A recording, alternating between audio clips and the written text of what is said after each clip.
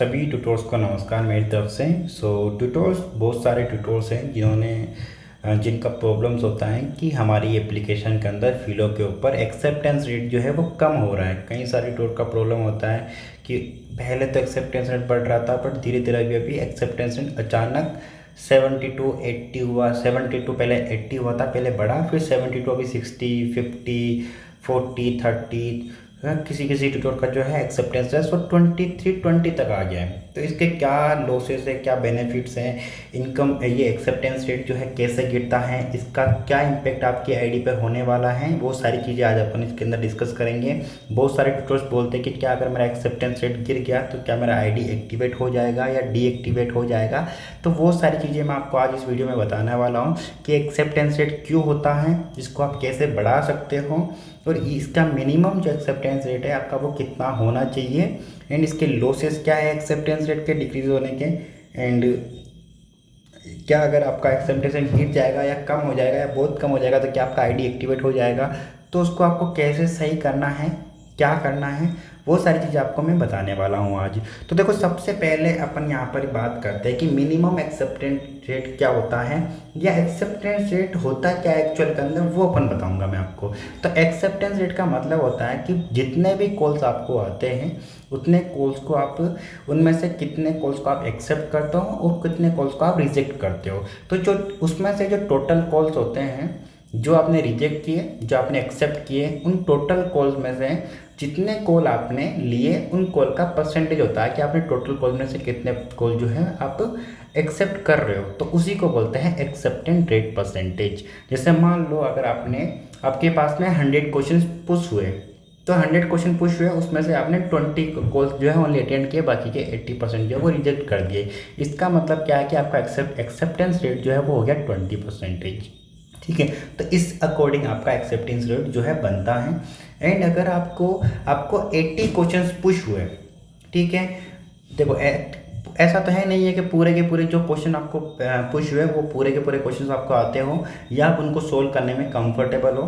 तो आप क्या करोगे, क्वेश्चंस को रिजेक्ट करोगे या उनको डिक्लाइन करोगे। तो जब भी आप क्वेश्चन को डिक्लाइन करो तो आप उसको प्रॉपर रीज़न के साथ में मेंशन करो कि इसके अंदर ये क्वेश्चंस आपको जो है आपसे रिलेटेड नहीं है, या आप इसको सोल्व करने में एबल नहीं हो, या आप जो अदर का ऑप्शन होता है उसमें अदर में जाकर नोट में लिख सकते हो। अगर आपको इतना समय नहीं मिलता है तो आप ऑप्शन नंबर 4 जो है नॉट रिलेटेड क्वेश्चन वाला, उसके अंदर आप इसको डालकर सबमिट कर सकते हो। तो उससे क्या होगा कि आपका एक्सेप्टेंस रेट जो है वो इसको रिजेक्ट में नहीं जाएगा, ये आपका एक्सेप्ट के अंदर भी नहीं जाएगा, बट रिजेक्ट के अंदर भी नहीं जाएगा, बट आपके ये जो है परसेंटेज के अंदर काउंट नहीं होगा क्योंकि आपने इसके अंदर रीज़न डाल के इसको रिजेक्ट किया है। तो सबसे पहले जब भी कोई क्वेश्चन ऐसा हो जब आप उस क्वेश्चन को सोल्व करने के लिए कंफर्टेबल नहीं हो, या आप उस क्वेश्चन को सोल्व कर नहीं सकते हो, या आपको लगता है कि ये क्वेश्चन थोड़ा मेरे लिए डिफिकल्ट है, तो उस क्वेश्चन को आप डिक्लाइन करेंगे। तो उसके अंदर प्रॉपर रीज़न आप हमेशा लिखिए कि ये मैं इस क्वेश्चन को क्यों जो है रिजेक्ट कर रहा हूँ। उसके बाद में सेकंड टाइप के इस टाइप के क्वेश्चन आते हैं। तो बहुत सारे ट्यूटर क्या करते हैं कि जो क्वेश्चंस में दूसरे ट्यूटर का नाम होता है उस कॉल को अटेंड नहीं करते, क्योंकि अगर उस कॉल को अटेंड करेंगे तो उस कॉल के अकॉर्डिंग वो जो स्टूडेंट्स होगा वो उसको बेड रेटिंग दे देगा, तो वो अटेंड नहीं करते। तो उस केस में क्या करना है कि जब भी किसी भी स्टूडेंट किसी ट्यूटर का नाम मेंशन करता है तो आपको उसको ऑन द स्पॉट उस क्वेश्चन को रिपोर्ट करना है, स्टूडेंट को रिपोर्ट करना है।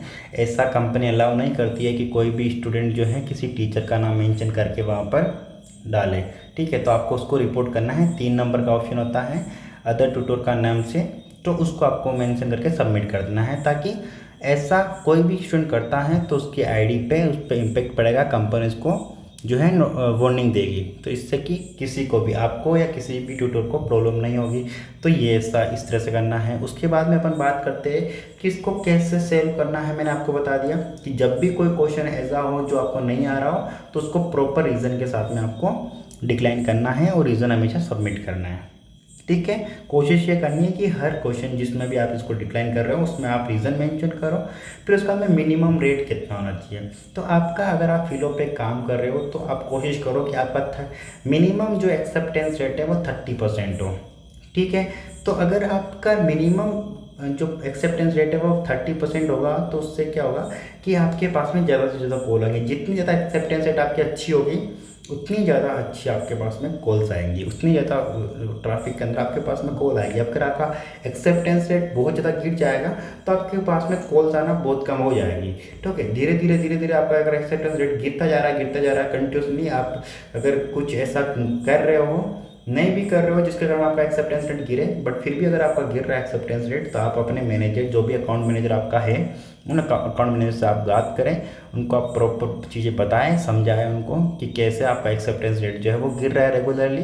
तो उसके अकॉर्डिंग कई बार ऐसा भी होता है कि आईडी में कुछ प्रॉब्लम हो जाता है या कुछ एरर हो जाता है, जिसके कारण आपका एक्सेप्टेंस रेट गिरता रहता है। तो अगर आप अकाउंट मैनेजर से बात करते हो, उनको अपना प्रॉब्लम बताते हो, तो वो आपकी हेल्प करके इस चीज़ को सॉल्व करते हैं। तो आप अपने अकाउंट मैनेजर से भी बात करके इसको शॉर्ट आउट कर सकते हो। देन मिनिमम जो है एक्सेप्टेंस रेट, वो 30% को आपको रखना ही रखना है। किसी भी तरह आपको काम करके 30% से नीचे नहीं जाने देना है। ठीक है, बहुत सारे ट्यूटोर्स हैं जिनका 30% 40% के अराउंड होता है, बट बहुत सारे ट्यूटोर्स हैं जिनमें 90+% भी होता है। ठीक है, तो ऐसे बहुत कम ट्यूटोर्स हैं जिनका 90% है। सो उनमें से एक मैं भी हूँ, जो मेरा एक्सेप्टेंस रेट जो है वो 92 पॉइंट समथिंग है अभी के टाइम पे। सो ये चीज़ें आप कर सकते हो। जो मैं अपना पर्सनल एक्सपीरियंस है वो मैं बता रहा हूँ कि मैंने कैसा अपना एक्सेप्टेंस रेट को 92% तक पहुँचाया है। तो मैंने ये सारी चीज़ें करी है। मैं ज़्यादा से ज़्यादा कॉल अटेंड करता हूँ।